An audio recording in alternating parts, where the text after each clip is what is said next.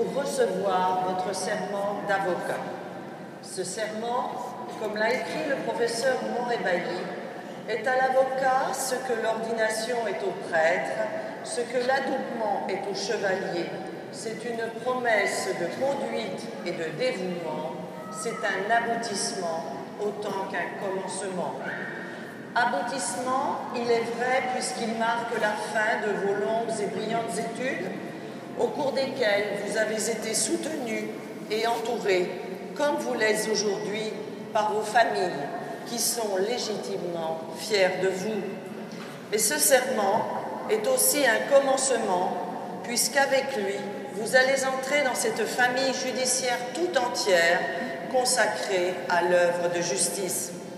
Formés ensemble dans le même creuset universitaire, nous avons tous la même culture juridique, nous partageons le même idéal. Votre qualité d'avocat fait de vous des auxiliaires de justice et il ne peut y avoir de justice indépendante sans avocat libre. D'ailleurs, comme le précise le Code de déontologie européen, la multiplicité des devoirs incombant à l'avocat lui impose une indépendance absolue, exempte de toute pression, notamment de celle résultant de ses propres intérêts ou d'influences extérieures. Cette indépendance est aussi nécessaire pour la confiance en la justice que l'impartialité du juge. Pour autant, cette indépendance n'exclut pas cette déontologie commune que définissait le premier président Canivet comme le respect dû ensemble par le juge et l'avocat à l'institution judiciaire qui est leur bien commun. Cette nécessaire indépendance n'empêche ni la courtoisie ni le respect réciproque, peu compatible avec l'invective ou ce devoir d'insolence prôné par certains. Le serment que vous allez prêter a évolué depuis cette année 1274 où l'on en retrouve la première trace. D'abord religieux et fondé sur la défense des causes justes, le serment est devenu plus politique avec une promesse de ne rien dire en public de contraire notamment à la sûreté de l'État ou à la paix publique et de ne jamais s'écarter du respect dû aux tribunaux et aux autorités publiques.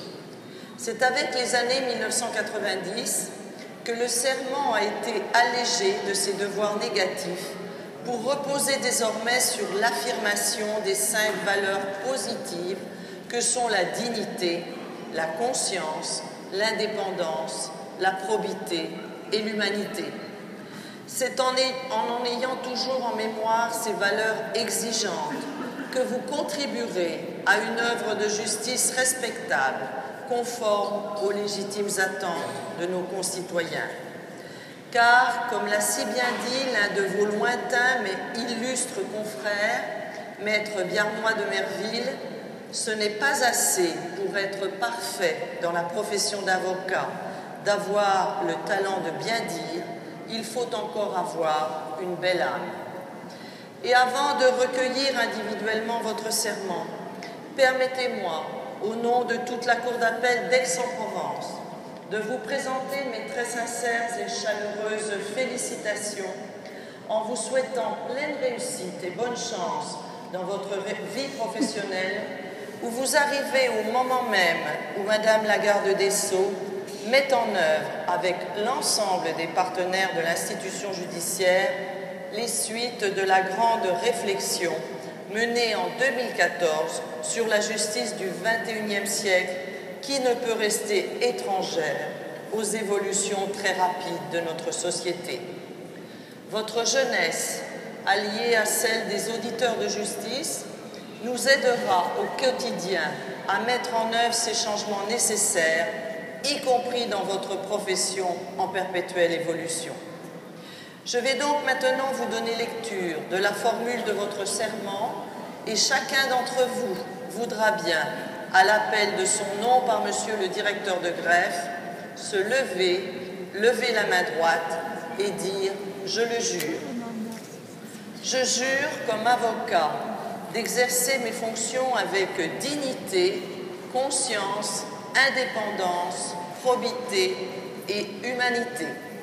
Monsieur le directeur de greffe, je vous cède la parole pour l'appel des noms des avocats.